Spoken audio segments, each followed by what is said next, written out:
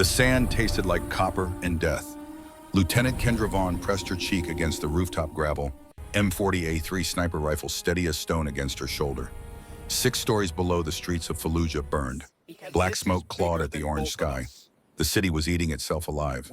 Through her scope, the world narrowed to a circle of clarity. 1,200 meters. Wind from the northeast at 8 knots. Temperature 105 Fahrenheit. The math was automatic now, like breathing. She'd been on this rooftop for 11 hours. Her spotter, Petty Officer Ethan Briggs, lay beside her. 42 years old, father of 2 girls, Yankees fan. He'd shown her pictures that morning, his daughters in matching soccer uniforms, gap-toothed smiles bright as flares. Movement, Briggs whispered. 3 o'clock, second floor window. Kendra shifted, found the window, saw the rifle barrel emerge first, then the face behind it. Young, maybe 19. Same age as the cadets she'd trained one day, though she didn't know that yet.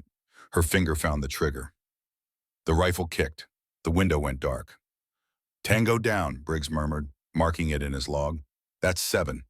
They've been providing overwatch for SEAL Team 5's extract operation since dawn.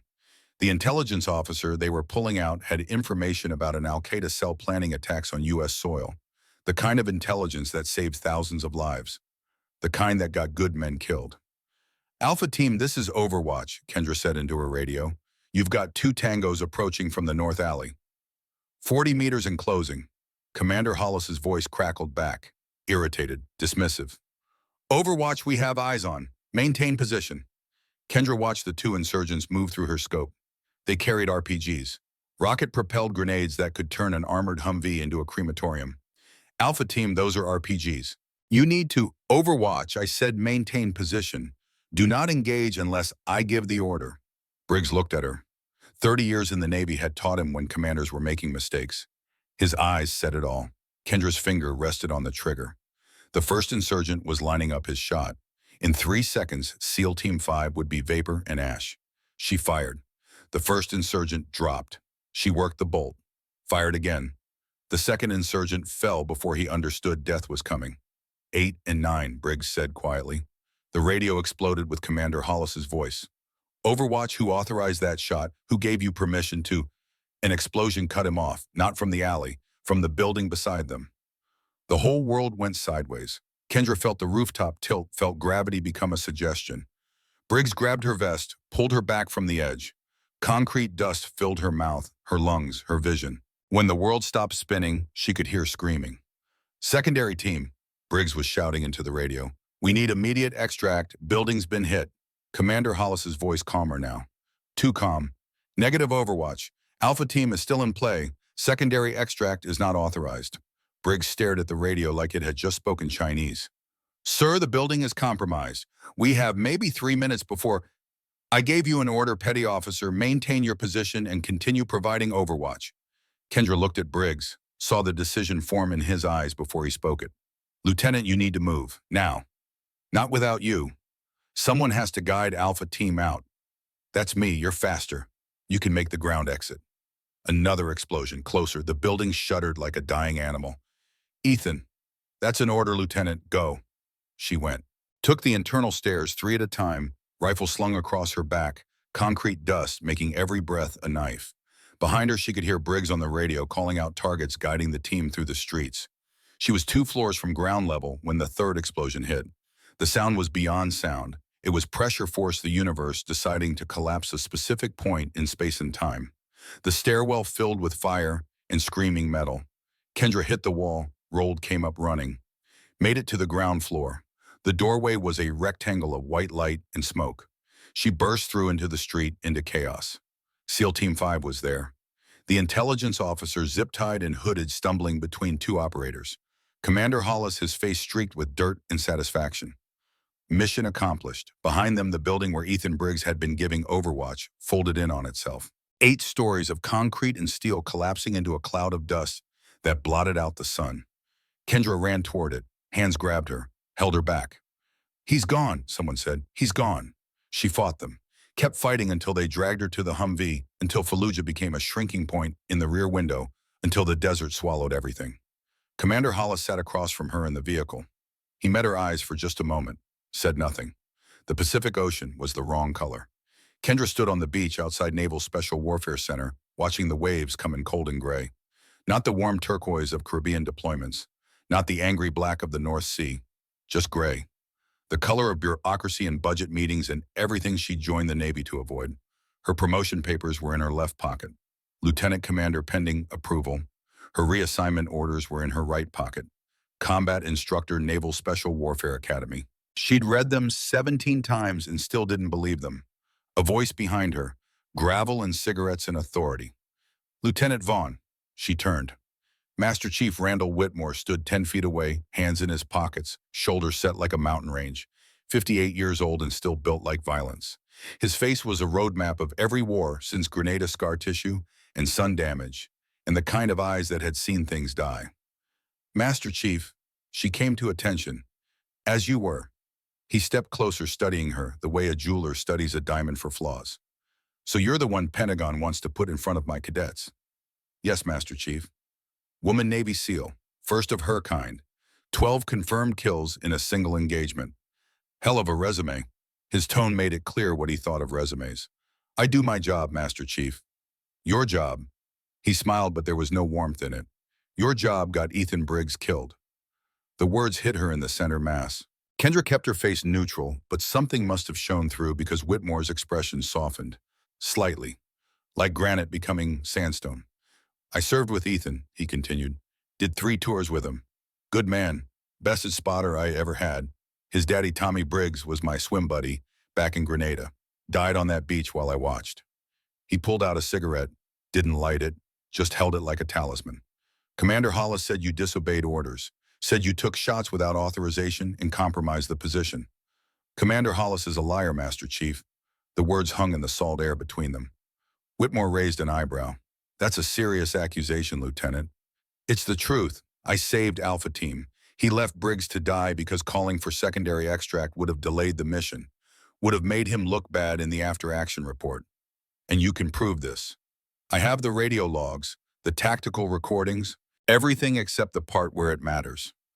Whitmore was quiet for a long moment. The ocean filled the silence. Colonel Hayes wants you here, he finally said. Pentagon wants you here.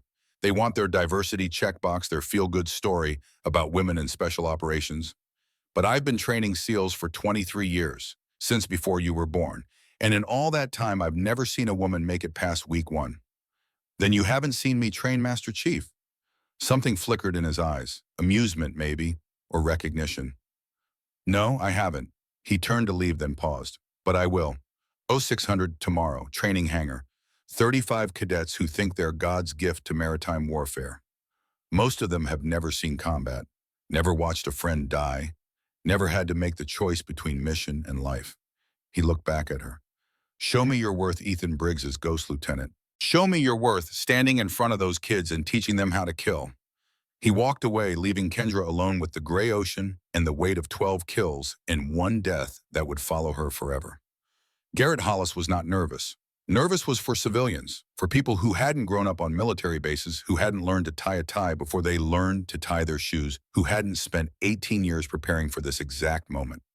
Garrett Hollis was the son of a hero, grandson of a hero, 3rd-generation Navy, and the first in his family line to aim for SEAL qualification before his 20th birthday.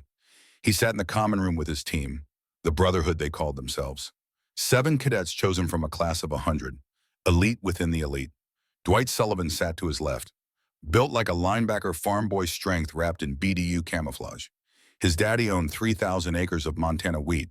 Dwight could carry a 200-pound log on his shoulders for 12 miles without stopping. Brandon Kirk sat to his right.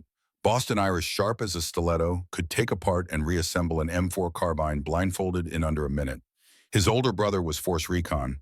His uncle was a SEAL Team 6 operator. Combat ran in his blood like hemoglobin. The other 4, Patterson, Rodriguez, Holmes, and Wade, filled out the circle. Each one exceptional, each one hungry, and each one looking at Garrett like he had the answers. So, it's true, Patterson asked. They're really bringing in a female instructor. Not just female, Kirk said. The female. Lieutenant Kendra Vaughn, the one from Fallujah. Sullivan frowned. I heard about that. Wasn't there some kind of incident? Someone got killed? Garrett's jaw tightened. He'd heard about it too. Had heard it from the source, his father, Commander Hollis, who'd come home from Iraq with that look in his eyes. The look that said he'd seen something that didn't fit the narrative. Petty Officer Ethan Briggs, Garrett said quietly, my godfather, Uncle Ethan. He was KIA because Lieutenant Vaughn disobeyed direct orders and compromised their position. The room went silent. Kirk leaned forward. Jesus, Garrett, I didn't know. Nobody knows. Dad kept it quiet. Didn't want the press making it into some kind of circus. Garrett stood up, paced to the window. Outside, the sun was setting over Coronado, painting the sky the color of warning flags. Uncle Ethan used to take me fishing, taught me how to tie knots, how to read the ocean. He had 2 daughters. They're my age. We grew up together. And now the woman responsible is going to be our instructor, Sullivan said. Not if we have anything to say about it. Garrett turned back to them. Pentagon wants their diversity win. They want to prove women can do everything men can do. But this is special warfare. This is the sharp end of the spear. You put the wrong person in charge and people die. So what are you suggesting? As Patterson asked. Garrett had been thinking about this for 3 days, since he'd seen her name on the instructor roster, since he'd felt that cold fury settle into his chest like concrete. We test her, he said, first day, first class. We see if she can handle real pressure. Kirk's eyes narrowed. Defined test. I've been watching the weapons locker for 2 weeks. The duty officer leaves it unlocked for 15 minutes every evening during shift change. There's a training Beretta M9 in there. Fires blanks. Looks and feels exactly like the real thing. Garrett pulled out a small key from his pocket. I made an impression last week. Had a copy cut off base. You want to pull a gun on an instructor? Rodriguez said. Garrett, that's what combat is, Garrett interrupted. Unexpected. Violent. No time to think. If she's really qualified, if she really has what it takes to train us, she'll handle it. If not, he let the sentence hang. Sullivan stood up slowly. You're talking about assault, court-martial, expulsion. I'm talking about making sure our instructor is someone who can actually teach us how to survive. Uncle Ethan died because someone froze under pressure. I won't let that happen to us. The room was quiet. Outside, the sun touched the horizon. I'm in it, Kirk said. Me too, Sullivan added, though his voice was uncertain. The others nodded one by one. Not because they were convinced, but because Garrett Hollis was their leader, and in the military you followed your leader into fire, even when the fire was of your own making. The office smelled like gun oil and old coffee, and the ghosts of 10,000 cadets who'd passed through these doors. Whitmore sat behind his desk, the only light coming from a single lamp that made his face a landscape of shadows. On his desk, a folder. Classified, red stripe across the top. He'd been reading it for the past hour. The folder contained the after-action report from Fallujah. November 2004, Operation Phantom Fury, SEAL Team 5. 1 intelligence asset recovered. 1 friendly KIA, Petty Officer Ethan Briggs. Whitmore had read the official version 3 times. It said Briggs died when insurgent forces targeted the Overwatch position with ARPs. It said the building collapse was unavoidable. It said Lieutenant Vaughn had performed her duties with distinction and was recommended for commendation. It said nothing about Commander Hollis refusing to authorize secondary extract.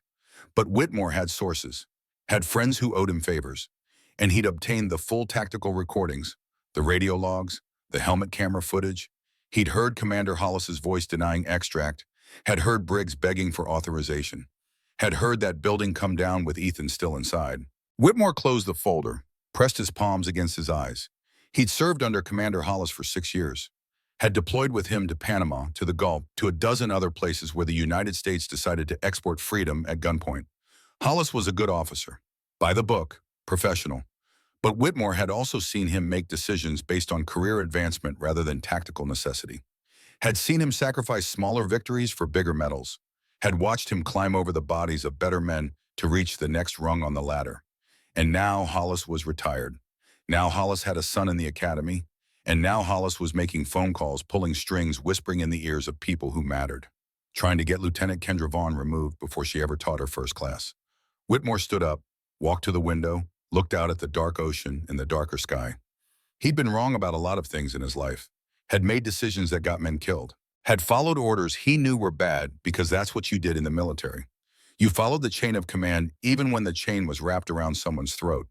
But he was old now, too old to keep making the same mistakes. Tomorrow he'd watch Lieutenant Vaughn teach her first class. He'd watch those cadets, including Garrett Hollis, and see if they had what it took to survive in a world where decisions were measured in seconds and consequences lasted forever. And if Kendra Vaughn was half the operator her record claimed, maybe just maybe she could teach them something. Whitmore had forgotten how to choose lives over ego. She couldn't sleep. Kendra lay in the narrow bunk, staring at the ceiling, watching shadows from the streetlights paint abstract patterns on white paint. Her mind was running the same loop it had run every night for the past month. The rooftop, the rifle, the shots, Briggs's voice on the radio, the explosion, the dust, the silence. Her therapist, mandated by the Navy after Fallujah, had taught her breathing exercises, had taught her to recognize the signs of post-traumatic stress, had given her medication she didn't take and advice she couldn't follow. You need to forgive yourself, the therapist had said. But Kendra didn't need forgiveness. She needed answers. Why had Commander Hollis refused to authorize secondary extract? Why had he been willing to sacrifice Briggs for a faster mission completion? Why had the official report blamed insurgent action instead of command negligence? And why, despite everything, was Hollis being celebrated as a hero while she was being shuffled to a teaching position like a piece being moved off the board? Her phone buzzed on the nightstand. 0315 hours. Who would be texting at this hour? She picked it up. Unknown number. Email notification. The subject line was blank. The sender showed only concerned friend 28478 Proton Mail. Calm, she opened it. Lieutenant Vaughn, be careful tomorrow. Not everyone at NSA SARS wants you to succeed. They know about Fallujah. They know Commander Hollis's version of events has holes. Someone is watching. Someone wants you to fail. Trust Master Chief Whitmore. He knows the truth. A friend.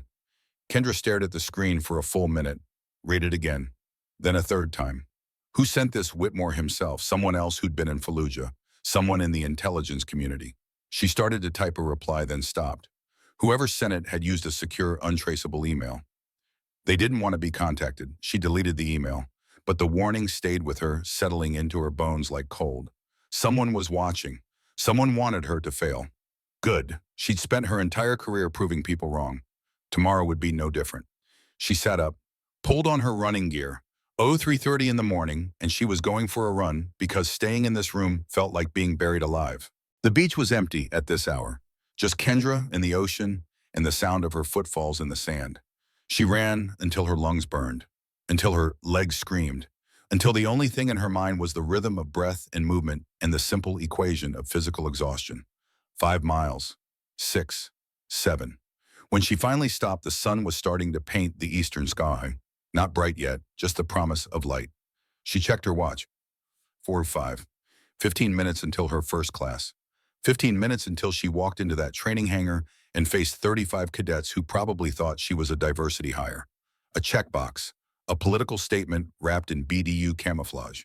She thought about Ethan Briggs, about his daughters who'd never hear his voice again, about Tommy Briggs, his father who died in Grenada before Ethan was born, about the weight of names and legacies and the price people paid for other people's decisions. Then she started walking toward the training hangar.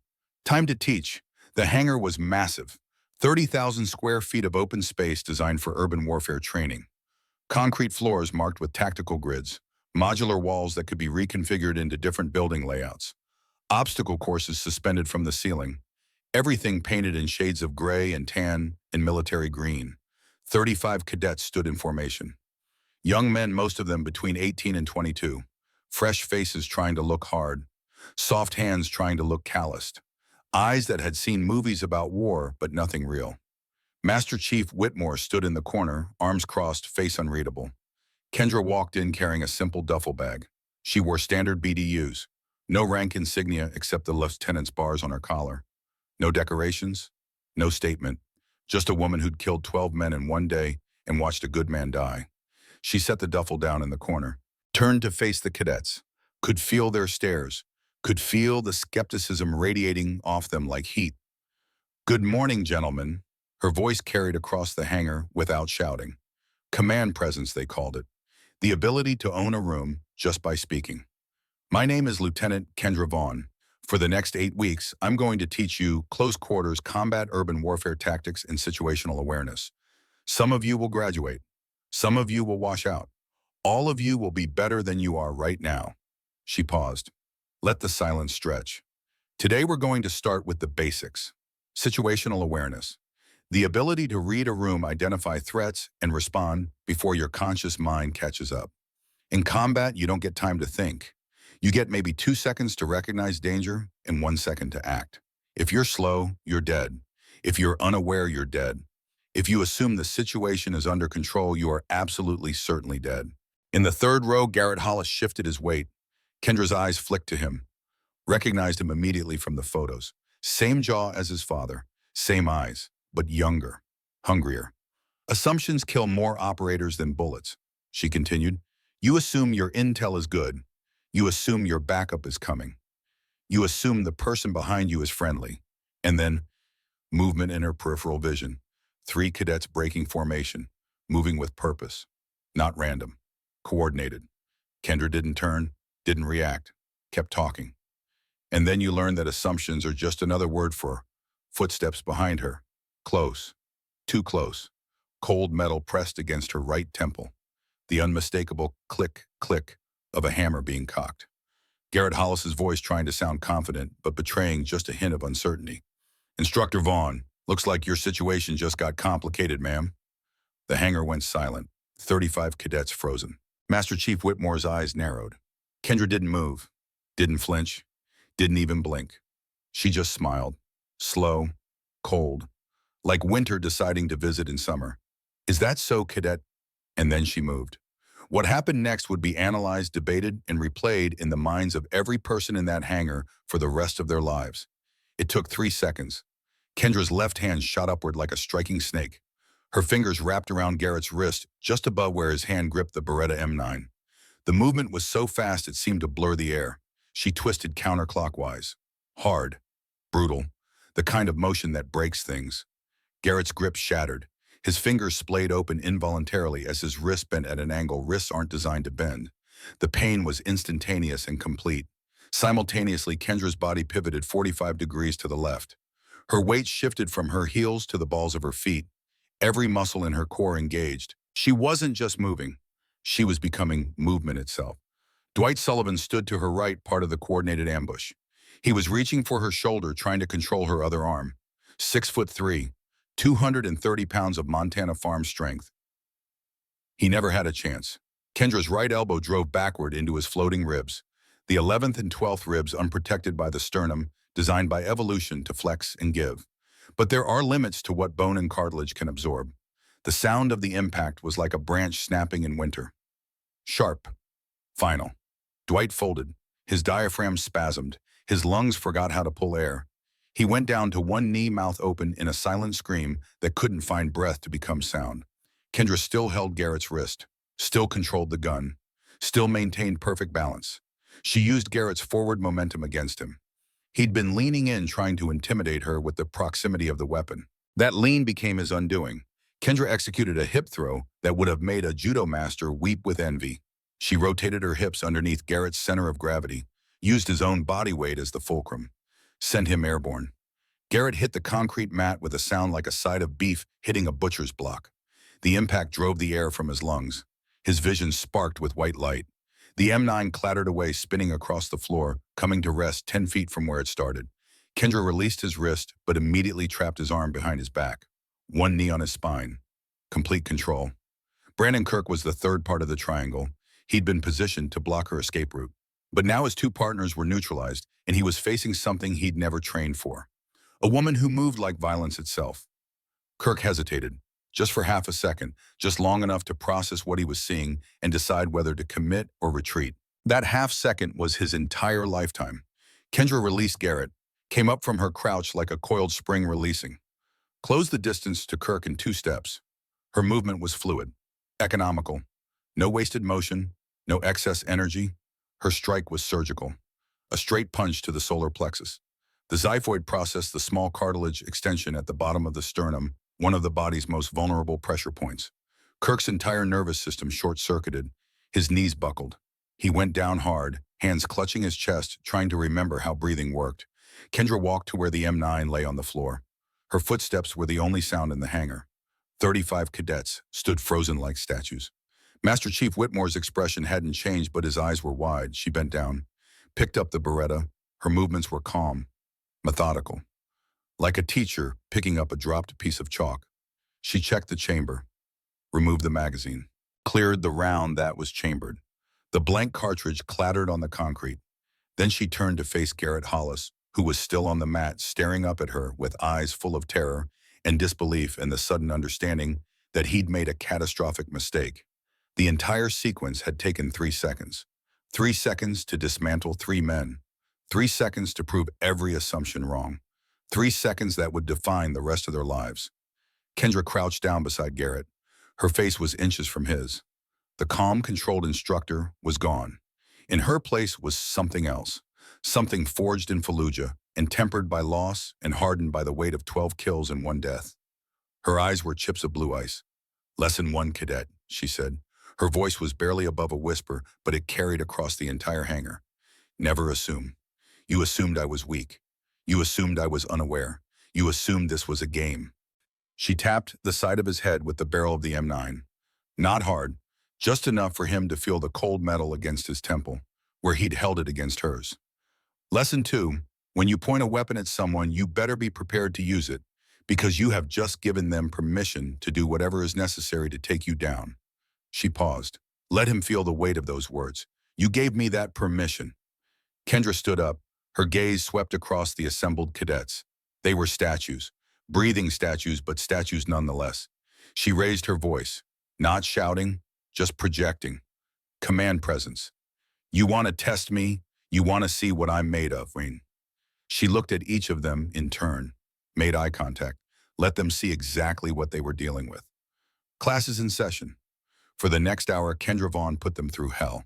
Not the Hollywood version of hell, the real thing, the kind that breaks bodies and remakes them. The kind that strips away ego and replaces it with humility and competence. "Full combat load," she ordered. 50 pounds, vests, dummy plates, weapons, ammunition. "You have 2 minutes to gear up. Move." They moved. 35 cadets scrambling to the equipment lockers, pulling on tactical vests, loading magazine pouches with dummy rounds, hefting M4 carbines that suddenly felt like they weighed 100 pounds. Garrett, Dwight, and Brandon moved slower than the others. Garrett's wrist was already swelling. Dwight couldn't take full breaths without pain lancing through his ribs. Brandon was still trying to convince his diaphragm to function normally. Kendra watched them with no sympathy, no mercy, just the cold calculation of someone who knew exactly what the human body could endure. 2 minutes expired, she said. "Obstacle course, 3 circuits. If you fall, you start over. If you quit, you're dismissed from my class. Begin." The obstacle course was suspended 15 feet off the ground. Rope climbs, balance beams, cargo nets, monkey bars, all of it designed to test strength, endurance, and the ability to function when your muscles were screaming and your lungs were burning and your mind was begging you to stop. Kendra ran it with them. Full combat load, setting the pace, showing them it could be done. She was faster than all of them. After the obstacle course came surf torture. The Pacific Ocean in December was 55 degrees Fahrenheit, cold enough to make bones ache, cold enough to make thoughts slow down and crystallize. "Link arms," Kendra ordered. "Sit in the surf. Let the waves break over you. When I tell you to get out, you get out, not before." They sat, the waves came, cold water that felt like knives, salt spray that burned eyes and throats, the ocean's indifferent cruelty. Kendra stood on the beach watching, timing them, waiting for the moment when hypothermia started to become a real concern, and then pulling them out 30 seconds before that moment arrived. She knew exactly where the line was, had crossed it herself more times than she could count. After the surf came log PT, physical training with telephone poles that weighed 200 pounds, 6 cadets per log, lift it overhead, hold it, squat, press, carry it up and down the beach until your shoulders felt like they were tearing away from your skeleton. Garrett's team got the heaviest log. Kendra stood beside them watching. Not helping, just watching. "Higher," she said when their arms started to shake. "Lock those elbows. If you drop that log, you start over." Garrett's face was purple with effort. The veins in his neck stood out like cables. His wrist was screaming. Every muscle in his body was on fire. But he didn't drop the log. None of them did. By the time Kendra called the end of the session, the sun was high in the sky. 2 hours had passed. It felt like 2 years. 35 cadets lay on the beach, gasping, trembling, pushed beyond what they thought possible. Some were crying, not from pain, from the sheer overwhelming realization of how much further they had to go. Kendra stood over them, not even breathing hard. "Dismissed," she said. "We meet again tomorrow. Same time, same place." She turned and walked away, leaving them in the sand and the salt and the understanding that they had just met someone who operated on a completely different level. Master Chief Whitmore had watched the entire session from the beach. Now he fell into step beside Kendra as she walked back toward the academy buildings. They didn't speak for a long time, just walked. The sound of waves and wind and their own footsteps. Finally, Whitmore broke the silence. "That was some high-speed shit, Lieutenant." Kendra glanced at him. "Thank you, Master Chief. Reminded me of Grenada. 83. I was 25 years old, thought I was immortal." He pulled out a cigarette, lit it this time. "We hit the beach at dawn. Cuban forces waiting for us. They had the high ground, pre-positioned defenses knew we were coming." He took a drag. The smoke drifted away on the wind. "I had a swim buddy, Tommy Briggs. Best operator I ever worked with. We'd been through buds together, deployed together, saved each other's lives more times than I could count." Kendra kept walking, listening. "The assault went wrong from the start. Our intel was bad. Our air support was delayed. Our CO kept pushing forward anyway because retreating would have looked bad in the report. Tommy and I ended up pinned down in a sugar-cane field, taking fire from 3 sides. Whitmore stopped walking, looked out at the ocean. Tommy took a round in the neck, severed his carotid. I tried to stop the bleeding, but there was so much blood. He died looking at me, asking me to tell his wife he loved her. Tell his son to be brave." He flicked ash from the cigarette. "His son's name was Ethan. Ethan Briggs." The words hit Kendra like a physical blow. She stopped walking, turned to face Whitmore. "Master Chief." "I know what happened in Fallujah," Whitmore said. His voice was flat, controlled. "I know Commander Hollis refused secondary extract. I know Ethan died because someone chose career advancement over lives." He met her eyes. "I've spent 20 years serving under officers like Hollis. Good men mostly, professionals. But when it came down to choosing between looking good and doing good, they chose wrong. Every single time." He dropped the cigarette, ground it out under his boot. "I was wrong about you, Lieutenant. I thought you were here because Pentagon needed to check a box, needed their diversity win, but I watched you in that hangar. I've been training SEALs since before you were born, and I've never seen anyone move like that." Kendra didn't know what to say. This man, this legend, was giving her something precious. Respect, recognition. The kind that couldn't be ordered or mandated or politically manufactured. "There's something else you need to know," Whitmore continued. "Commander Hollis is making phone calls, pulling strings. He's got friends on the oversight board, friends who owe him favors. He wants me gone.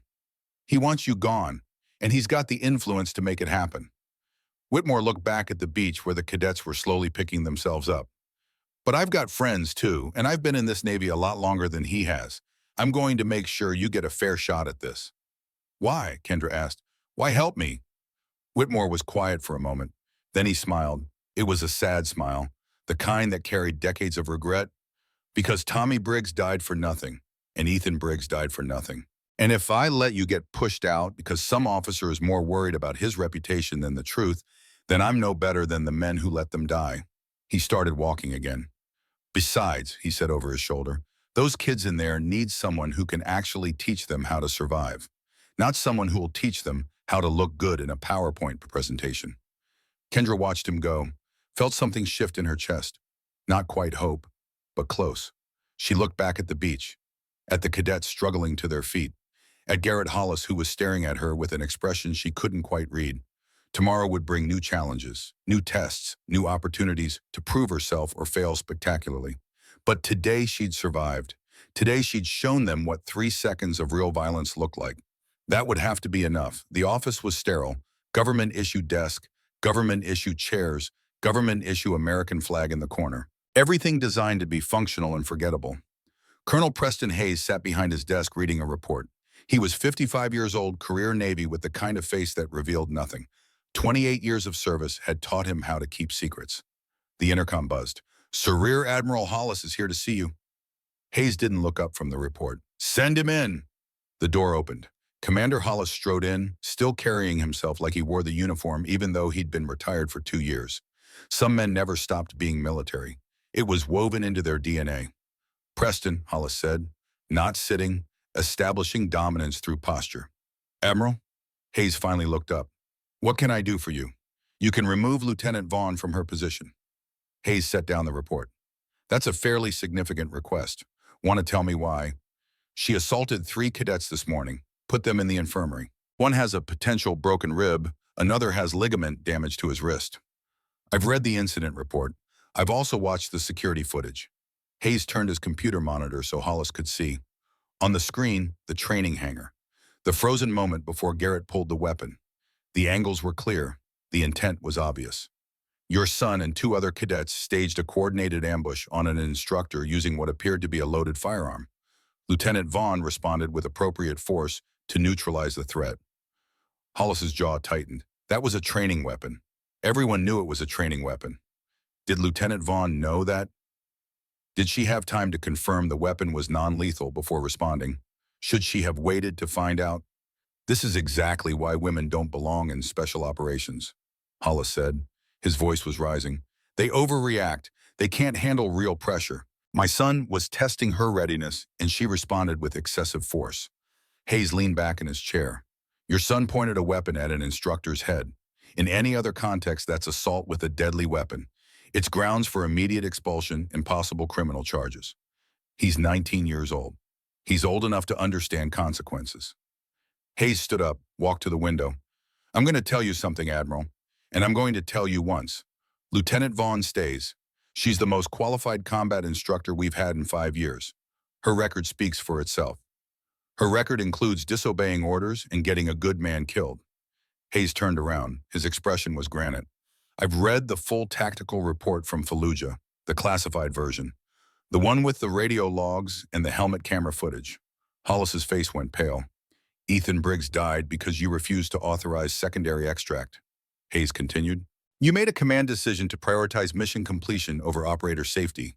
Lieutenant Vaughn saved your entire team by taking shots you told her not to take. That's not... The after-action review board agreed with my assessment. The only reason you weren't brought up on charges was because the Navy didn't want the publicity. But I was on that board, Admiral. I read every word. I listened to every recording. And I know exactly what happened. The office was silent except for the hum of the air conditioning. Hayes walked back to his desk, sat down, folded his hands. Your son will face a disciplinary board. He and the other 2 cadets will be suspended for 2 weeks. After that, they'll undergo remedial training under Lieutenant Vaughn's direct supervision. If they complete it successfully, they can return to the regular program. If not, they wash out. You can't. I can, and I will. This meeting is over, Admiral. Hollis stared at him for a long moment. Then he turned and walked to the door, paused with his hand on the handle. This isn't finished, he said. Yes, Hayes replied. It is. The door closed. Hayes sat alone in his office, feeling the weight of decisions made and consequences yet to come. He picked up his phone, dialed an extension. Master Chief Whitmore, I need you to design a special training program. 2 weeks, 3 cadets. Make it hard. Make it test everything they think they know about themselves. He listened to Whitmore's response. Yes, Lieutenant Vaughn will supervise, and Master Chief makes sure those kids understand what they're really learning. They're not just learning how to fight. They're learning why fighting matters. He hung up, looked at the report on his desk. Lieutenant Kendra Vaughn's service record, 12 confirmed kills, 1 Medal of Commendation, 3 tours in Iraq, and a note at the bottom in his own handwriting. Recommended for promotion, exemplary service. Embodies the values we claim to uphold. Hayes signed his name at the bottom. Tomorrow he'd submit it to the promotion board. Tonight he'd sleep knowing he had done the right thing, even if it made him enemies. She sat on the edge of her bunk, icing her right elbow.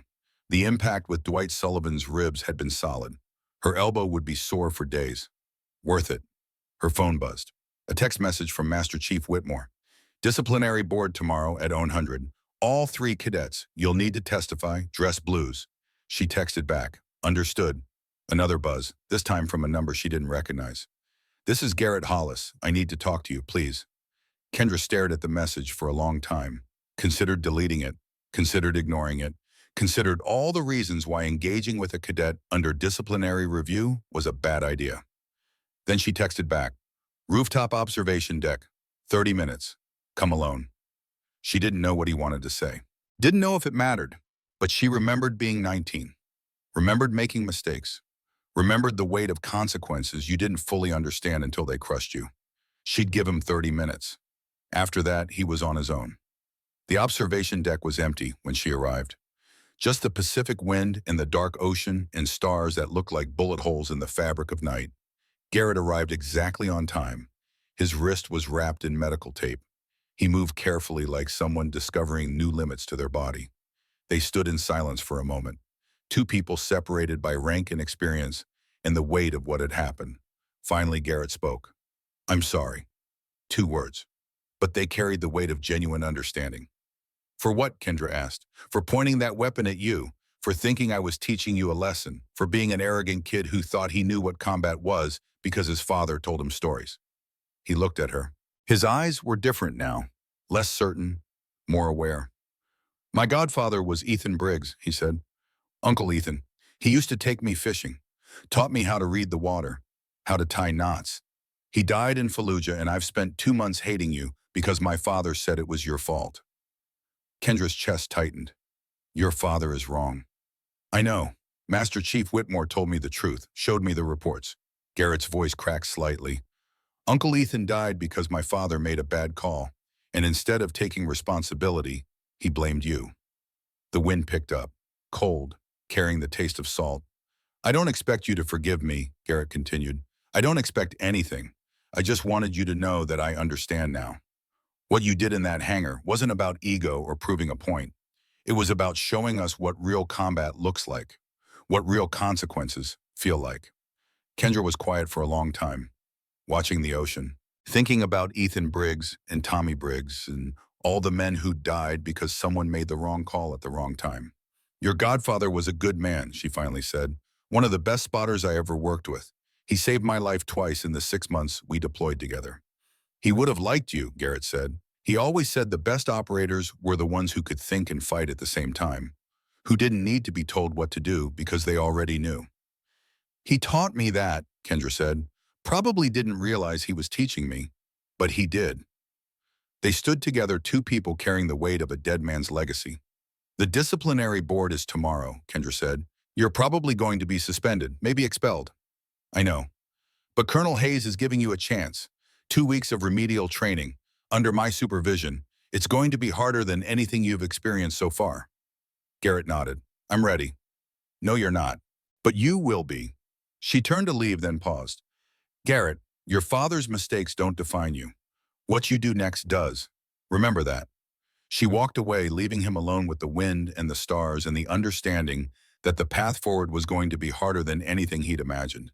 But for the first time in months, he felt like he was walking in the right direction. The conference room was too cold and too bright. Fluorescent lights hummed overhead like mechanical insects. A long table divided the room, the board on one side, the accused on the other. Garrett Hollis, Dwight Sullivan, and Brandon Kirk sat in dress uniforms, backs straight, eyes forward. 3 young men who'd learned the hard way that actions have consequences. Behind them, a handful of observers. Master Chief Whitmore.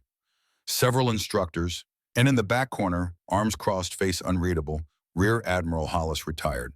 Colonel Hayes sat at the center of the board table, flanked by 2 other senior officers. Captain Rebecca Marshall, Judge Advocate General. Commander Thomas Wade, Officer of Naval Intelligence. 3 people who held these cadets' futures in their hands. Hayes opened the folder in front of him. "This board is convened to review the events of December 7th, 2004, involving Cadets Hollis, Sullivan, and Kirk. The charges are assault on an instructor, misuse of training, equipment, and conduct unbecoming. Cadet Hollis, you're the senior member of this group. Do you wish to make a statement?" Garrett stood. His wrist throbbed where the medical tape held it together. His ribs ached where Kendra's elbow had connected with Dwight. But the physical pain was nothing compared to the weight in his chest. "Sir, I take full responsibility for what happened. It was my idea. I planned it. I convinced Sullivan and Kirk to participate. They followed my orders." "Your orders?" Captain Marshall leaned forward. "You're a cadet, not a commanding officer." "No, ma'am, but I was their team leader. They trusted me, and I abused that trust." Admiral Hollis shifted in his seat. Garrett could feel his father's eyes burning into the back of his head. Commander Wade spoke next. "Can you explain your reasoning? What did you hope to accomplish?" Garrett took a breath. This was the moment. The truth or a comfortable lie. He chose truth. "I wanted to prove that Lieutenant Vaughn wasn't qualified to be our instructor. I believe she was responsible for the death of my godfather, Petty Officer Ethan Briggs. I thought if I could show she couldn't handle pressure, she'd be removed and we'd get a real instructor. A real instructor, Hayes repeated, meaning a man. Yes, sir, that's what I thought. And now I know I was wrong about everything, about Lieutenant Vaughn, about what happened in Fallujah, about what makes someone qualified to teach combat operations. Hayes made a note. Lieutenant Vaughn, you're called to testify. Please describe what happened from your perspective. Kendra stood from where she'd been waiting by the wall. She wore dress blues, ribbons arranged in perfect rows across her chest. Bronze Star, Purple Heart, Combat Action Ribbon, Navy and Marine Corps Commendation Medal, each one representing something most people would never understand. She took the witness chair across from the board. At approximately 0600 hours, I began my first instructional session with 35 cadets. I was discussing situational awareness when I detected movement behind me. 3 cadets, Hollis, Sullivan, and Kirk, had broken formation and were approaching from my 6 o'clock. Her voice was steady, professional, no emotion. Cadet Hollis placed what appeared to be a Beretta M9 pistol against my right temple. He verbally indicated he had altered my tactical situation.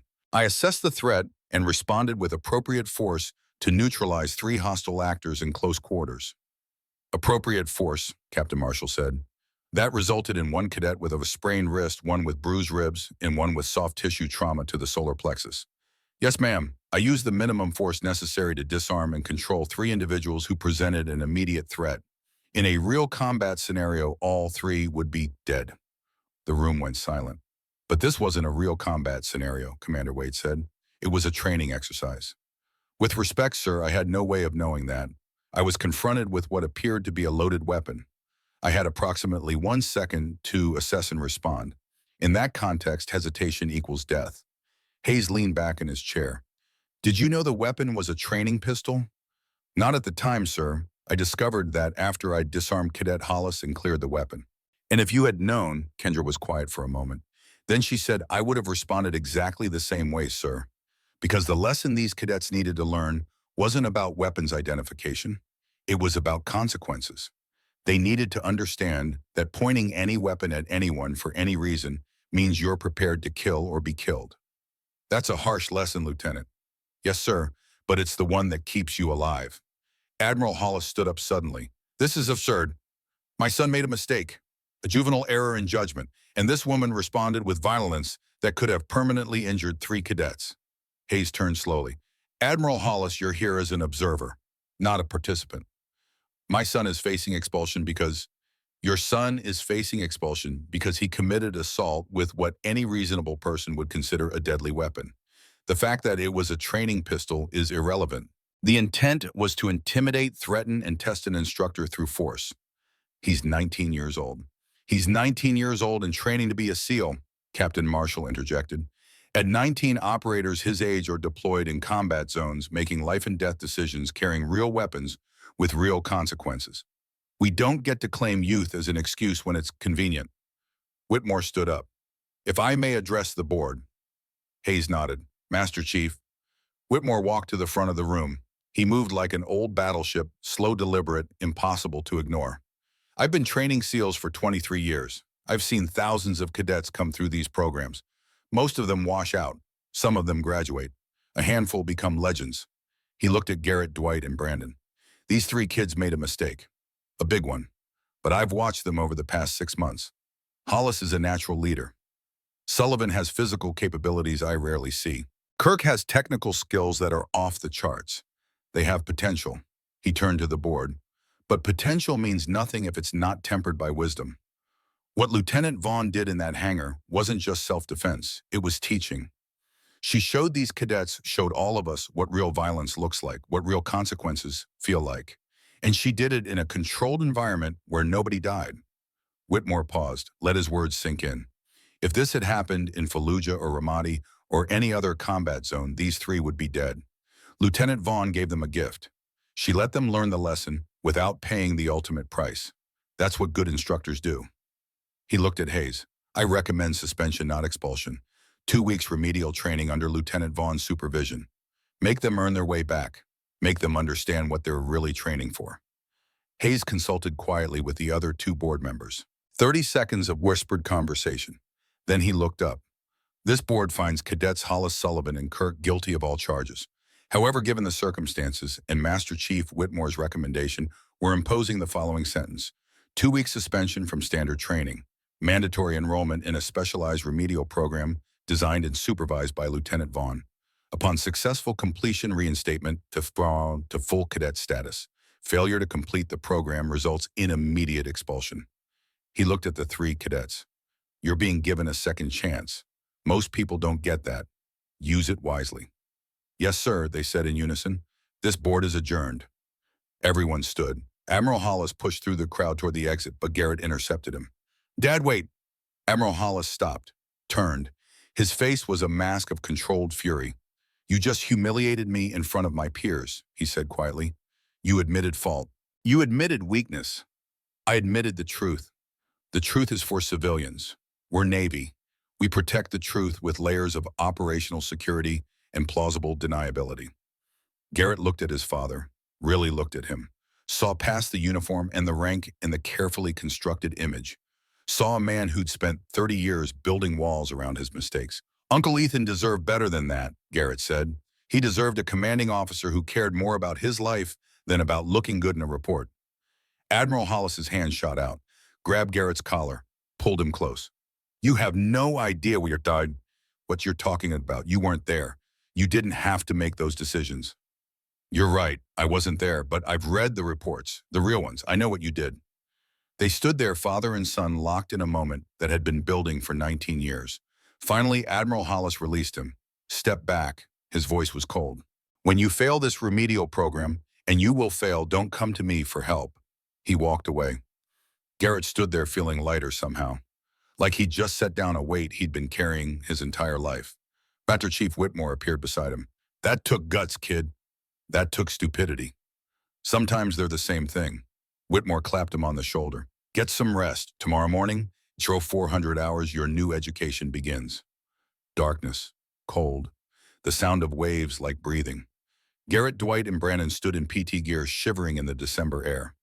The thermometer read 48 degrees Fahrenheit. The wind made it feel like 35.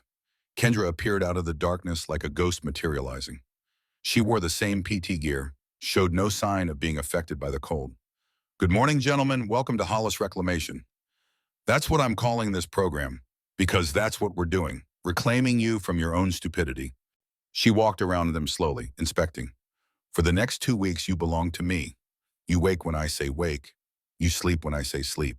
You eat when I say eat. Your only job is to become better than you are right now. She stopped in front of Garrett.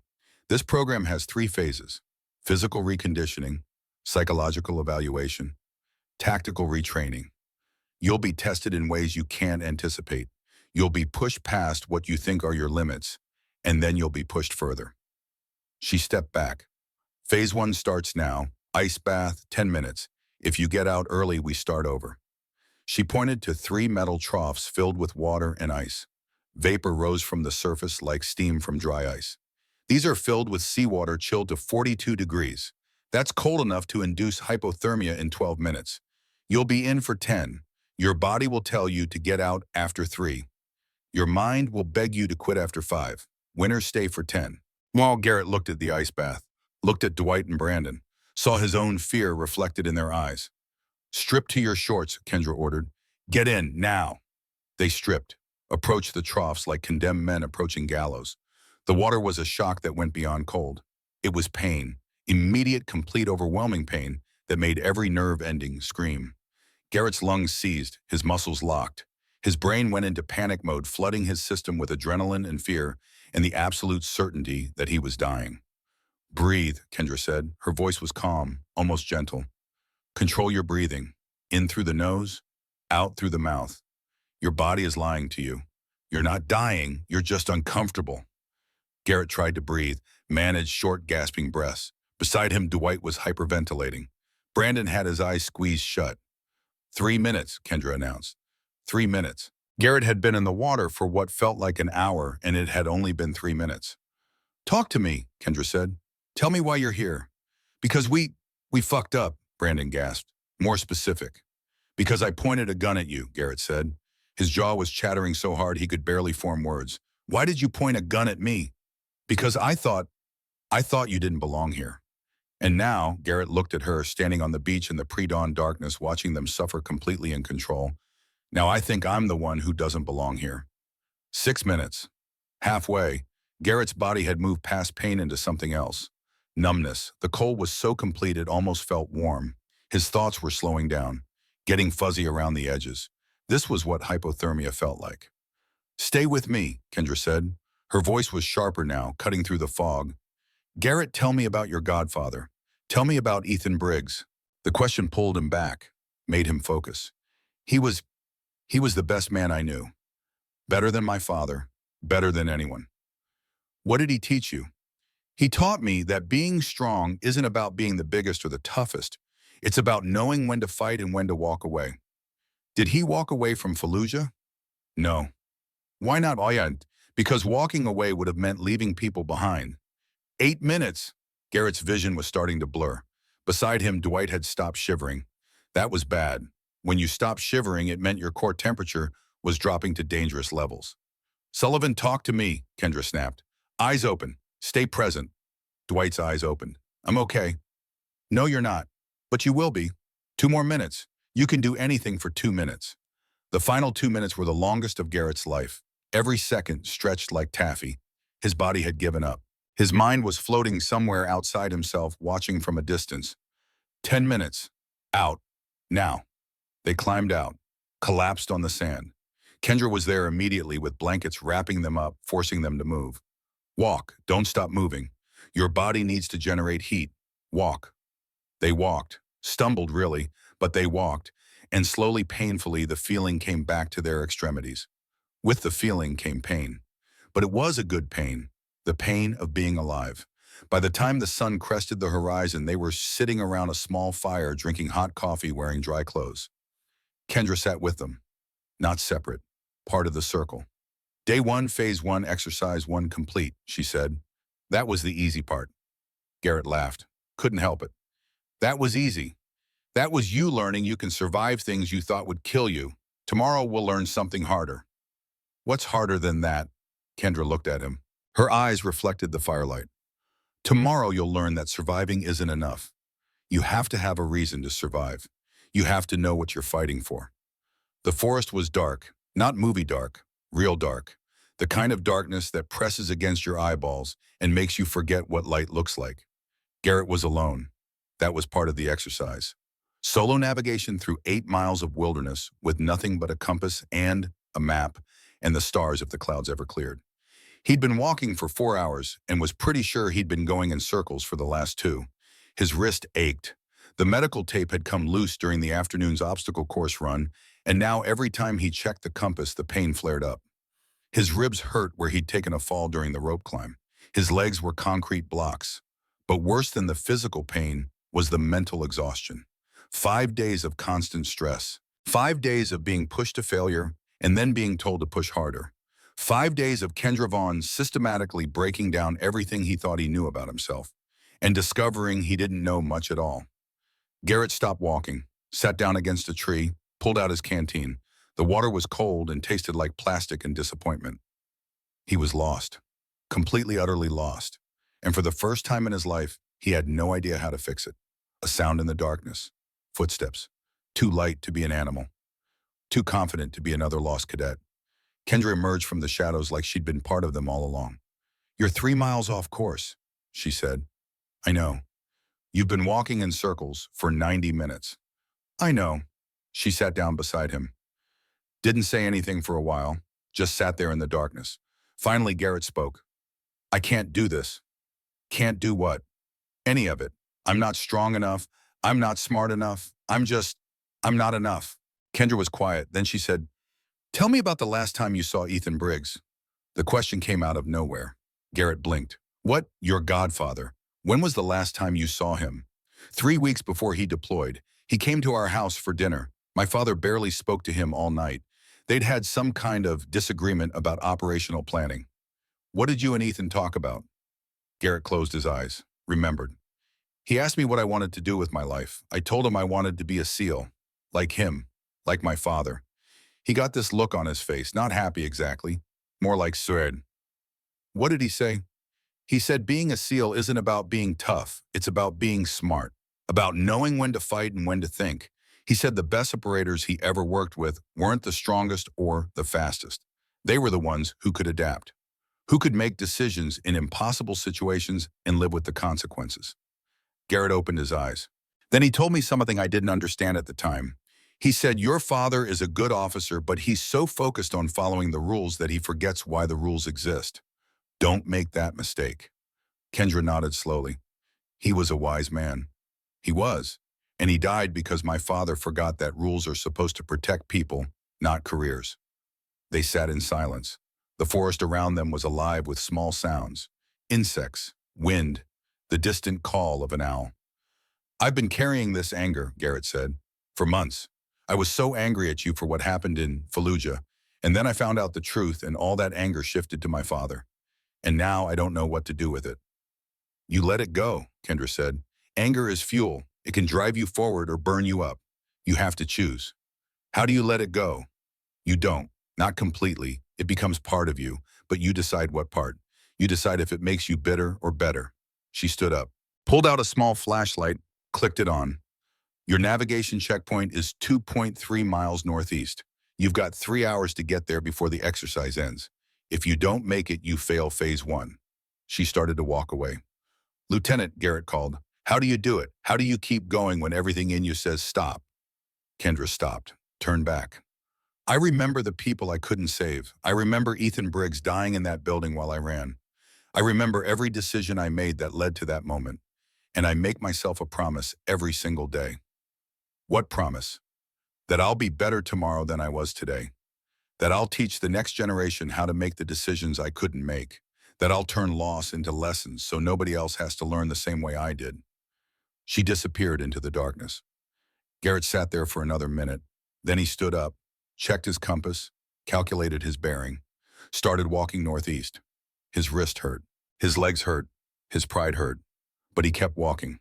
3 hours later, he reached the checkpoint. Dwight and Brandon were already there. They looked as destroyed as he felt. Kendra was waiting with hot coffee and energy bars. Phase 1 complete, she said. Tomorrow, phase 2 begins. The room was small, white walls, 2 chairs, a table between them. Kendra sat on one side, Garrett on the other. This is the part where you hate me, Kendra said. I already hate you, Garrett replied. But there was no venom in it, just exhaustion. Good, hate is honest. Now I'm going to ask you questions, and you're going to answer them honestly. If you lie, I'll know, and you fail. How will you know? Because I've been where you are. I know what truth sounds like versus what clever fiction sounds like. She pulled out a folder, opened it. Question 1. Why did you really point that gun at me? I told you I thought you were responsible for... That's what you told the board. Tell me the real reason. Garrett was quiet. This was harder than the ice bath. Harder than the night navigation. This required a different kind of courage. Because I was scared, he finally said. Of what? Of being like my father. Of caring more about being right than being good. Of getting people killed because I was too proud to admit I didn't know everything. Kendra made a note. Question 2. What are you most ashamed of? That I blamed you for Uncle Ethan's death when I knew deep down that my father was responsible.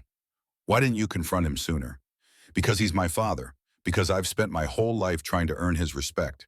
Because admitting he was wrong meant admitting I'd been worshiping the wrong hero. Another note. Question 3. If you could go back to that moment in the hangar, what would you do differently? Garrett thought about it, really thought. I'd ask to speak with you privately. I'd tell you about Uncle Ethan. I'd ask you what really happened, and I'd listen. Why fun? Because listening requires humility, and I had none. Kendra closed the folder, looked at him directly. Final question. Why should I pass you? Why should I recommend you continue with SEAL training? This was it, the moment. Garrett could feel everything balancing on his answer. You shouldn't, he said. Kendra raised an eyebrow. Explain. I'm not ready, not yet. I have the physical skills, maybe even the technical skills. But I don't have the wisdom. I don't have the judgment. I don't know how to make the hard decisions. So you're quitting? No, I'm asking you to keep teaching me, not just for 2 weeks, for as long as it takes until I'm actually ready to carry a weapon in combat and know that I'll make the right call when the lives depend on it. Kendra was silent for a long moment. Then she smiled. A real smile. The first Garrett had seen from her. Phase 2 complete. Tomorrow, Phase 3. The mock Iraqi village had been built for training purposes. 40 buildings arranged in a realistic urban layout. Narrow streets, hidden positions, civilians mixed with combatants. Everything designed to simulate the chaos of actual combat.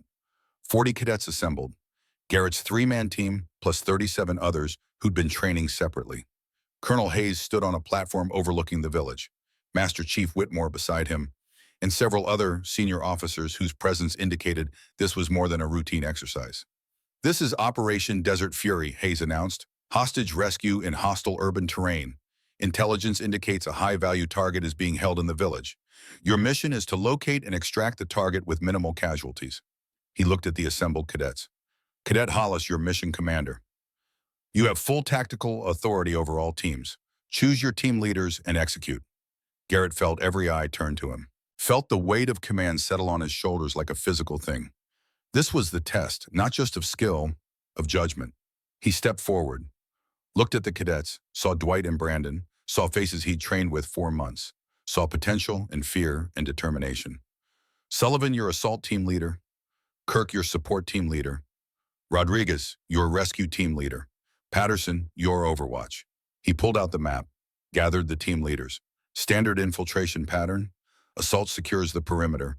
Support provides covering fire and manages civilians. Rescue extracts the target. Overwatch provides intelligence and long-range threat elimination. "What's our ROE?" Sullivan asked. "Rules of engagement." Garrett thought about everything Kendra had taught him, about rules versus wisdom, about protecting people versus following protocols. Protect civilian life at all costs, even if it compromises the mission. We bring everyone home. Kirk looked uncertain. "That's not standard doctrine." "I don't care about standard doctrine. I care about making sure we don't create more casualties than we prevent." They spread out, moved into position. Garrett took command of the Tactical Operations Center, a small building with radio equipment and monitors showing feeds from helmet cameras. Kendra stood beside him, observing, not interfering.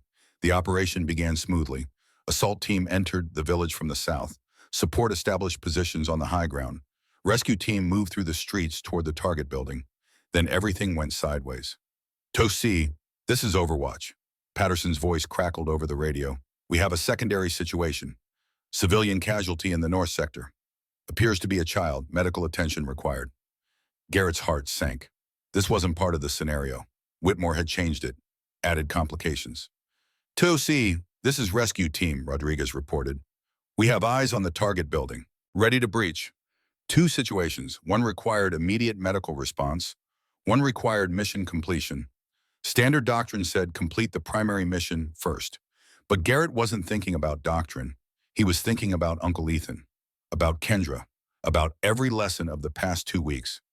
"Rescue team, hold position," he ordered. "Kirk, take half of support team to the civilian casualty. Provide medical aid and secure evacuation." "Sir, that pulls resources from the primary objective," Kirk said. "I know, do it anyway." On the monitors, he watched Kirk's team split off. Watched them navigate through the streets toward the civilian casualty. Watched the mission get more complicated by the second. "Turk, this is Assault," Sullivan reported. "We have contact. Multiple OPFOR engaging from the east. Overwatch provides suppressing fire. Assault fall back to defensive positions. Do not pursue." Kendra leaned close, whispered, "You're losing tactical advantage." "I know. The mission parameters say complete the primary objective." "I don't care about the mission parameters. I care about the people." She smiled, said nothing. 20 minutes later, the situation had devolved into chaos. The hostage was still in the target building. The civilian casualty had been evacuated, but it cost them 3 simulated friendly casualties. OPFOR had surrounded the remaining teams. By every tactical measure, the mission was failing, but nobody was being left behind. "All teams, this is TOC, consolidated withdrawal.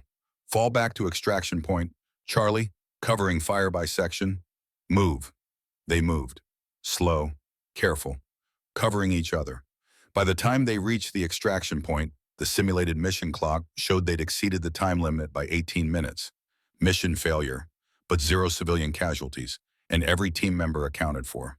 The exercise ended. OPFOR stood down. The cadets gathered in the village center, exhausted, uncertain. Colonel Hayes descended from the observation platform, walked directly to Garrett. Cadet Hollis, you failed the mission. Yes, sir. You exceeded the time limit, lost tactical advantage, and didn't extract the primary target. Yes, sir. Hayes was silent for a moment. Then he said, and you made exactly the right decision. Garrett blinked. Sir, the mission parameters were a test. The real test was whether you'd follow orders that contradicted your moral judgment, whether you'd sacrifice lives for objectives. Hayes looked at the assembled cadets. War isn't about completing missions. It's about bringing people home. All of you demonstrated tactical competence, but Cadet Hollis demonstrated something rarer. Wisdom, the ability to see past the immediate objective to the larger purpose. He turned back to Garrett. Your godfather, Petty Officer Briggs, would be proud. The ceremony was on the beach. Families gathered. Officers in dress whites. A perfect California day with sun and wind and the sound of the ocean. Garrett, Dwight, and Brandon stood with the rest of their class, 40 cadets who'd survived the program, who'd earned the right to continue to buds and the possibility of becoming SEALs. Kendra stood to the side watching. She wore her dress blues ribbons gleaming in the sunlight. She'd been promoted to lieutenant commander 3 weeks earlier. Her new orders were waiting Virginia, developing integrated combat training for the next generation. Admiral Hollis was there, sitting in the back row. He hadn't spoken to Garrett since the disciplinary hearing, but he was there. That meant something. Colonel Hayes gave the commencement address, talked about sacrifice and service, and the long gray line of warriors stretching back through history. When he called Garrett's name, Garrett walked across the sand to receive his completion certificate, shook Hayes' hand. Turned to leave, Admiral Hollis stood up, walked toward him. Father and son faced each other. A dozen conversations compressed into silence. Finally, Admiral Hollis said, I was wrong about Fallujah. I made a command decision that cost a good man his life. And then I blamed someone else because I couldn't face what I'd done. His voice was rough, uncertain. The voice of a man admitting failure for maybe the first time.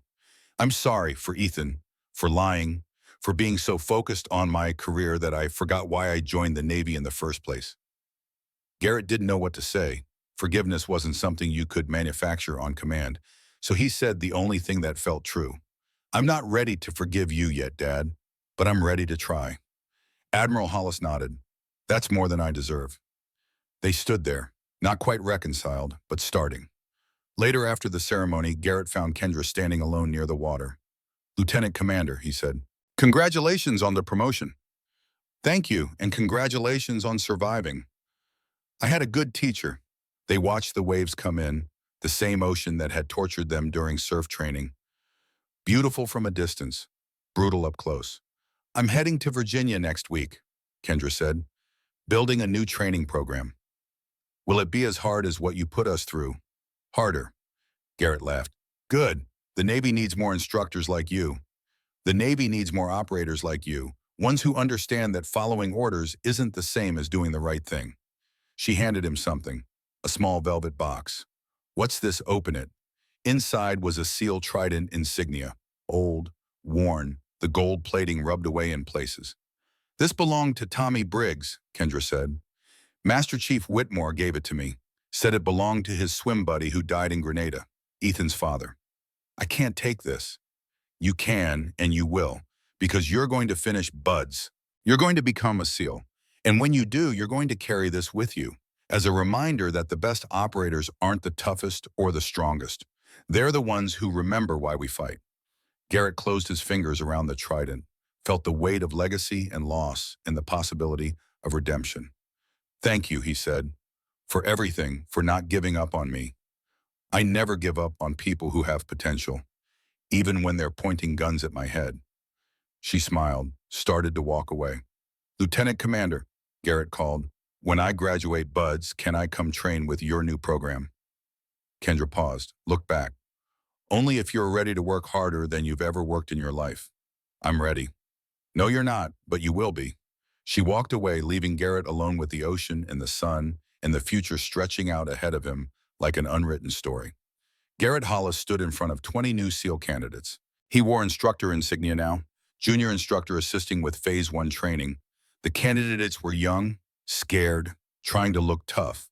One of them was a woman, candidate Sarah Briggs, 22 years old. Ethan Briggs' daughter. She stood at attention, eyes forward, showing no fear, even though Garrett could see the tension in her shoulders. After the session, she approached him. Instructor Hollis, I need to ask you something. Go ahead, candidate. Did you know my father? Garrett looked at her, saw Ethan's eyes, Ethan's determination. I did. He was my godfather, one of the best men I ever knew. I heard you trained under Lieutenant Commander Vaughn, the one who was with him when he died. That's correct. Can you tell me about her, what she was like? Garrett thought about those 2 weeks, the ice baths and the night navigation, and the moment he'd realized his entire understanding of strength was wrong.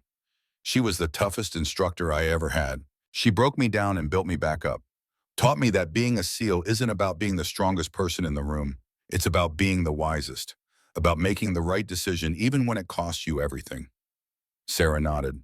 My dad wrote letters home from Fallujah. He talked about her, said she was going to change the Navy, said she understood what combat was really about. He was right. I want to be like her, like him, like you. Garrett felt something shift in his chest, the same feeling he'd had standing on that beach 6 months ago holding Tommy Briggs's trident. Then let me tell you about a Navy SEAL named Lieutenant Commander Kendra Vaughn, he said. And let me tell you what she taught me about strength sacrifice and the price we pay to protect the people who can't protect themselves. They sat down on a bench overlooking the ocean. The same ocean that had nearly killed him, the same ocean that had made him stronger. And Garrett began to teach. The way he'd been taught, the way it should always be taught, with truth, with wisdom, with the understanding that the best warriors aren't the ones who never fall. They're the ones who get back up and help others rise with them. Kendra stood in a conference room with Pentagon officials, presenting her new curriculum, integrated combat training that didn't separate by gender, but unified by capability. The officials were skeptical, as they always were. This is unprecedented, one of them said. Fully integrated SEAL training. The battlefield doesn't care about gender, Kendra replied. Why should we? But the physical standards. The physical standards remain the same. Nobody gets a pass. Nobody gets special treatment. You meet the standard or you wash out. She pulled up statistics on the screen. Success rates, injury reports, psychological evaluations. This data shows that mixed gender teams perform better in complex scenarios. They make more balanced decisions. They have lower casualty rates. They succeed where homogeneous teams fail. And you think this will work? I know it will work because I've seen it work. I've trained cadets who started as arrogant kids and ended as warriors. Not because I lowered standards, because I taught them what standards really mean. The meeting lasted 3 hours. At the end, the officials agreed to pilot the program. That evening, Kendra sat in her office looking at a photograph.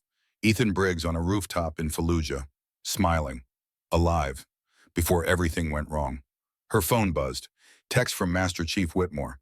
Heard your program got approved. Tommy would be proud. Ethan too. You're doing good work, Lieutenant Commander. She texted back. We all are. This is just the beginning. Another text came through, this one from Garrett. Sarah Briggs asked about you today. I told her everything. She wants to meet you when she graduates BOOD ES. Said she wants to thank the woman who saved her father's legacy. Kendra felt tears prick her eyes, the first she'd allowed herself since Fallujah.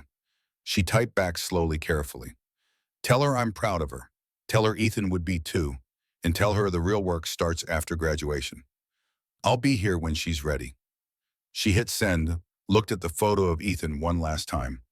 We did it, she whispered to the image. Your daughter is going to be a SEAL. Garrett is going to teach her. The circle continues. She touched the photo gently. I kept my promise, Ethan. I made sure your death meant something. I made sure the next generation learns from our mistakes. I made sure that loss became lessons. A tear ran down her cheek. Rest easy, Petty Officer Briggs. Your legacy is in good hands. Outside her window, the sun was setting, painting the sky orange and red and gold, the colors of fire and blood and the promise of tomorrow. Kendra closed her laptop, stood, walked to the window. Tomorrow a new class would begin. New students, new challenges, new opportunities to turn fear into strength and doubt into confidence. She was ready. She'd been ready since Fallujah. Since the moment she decided that Ethan Briggs's death would forge her into something stronger than grief.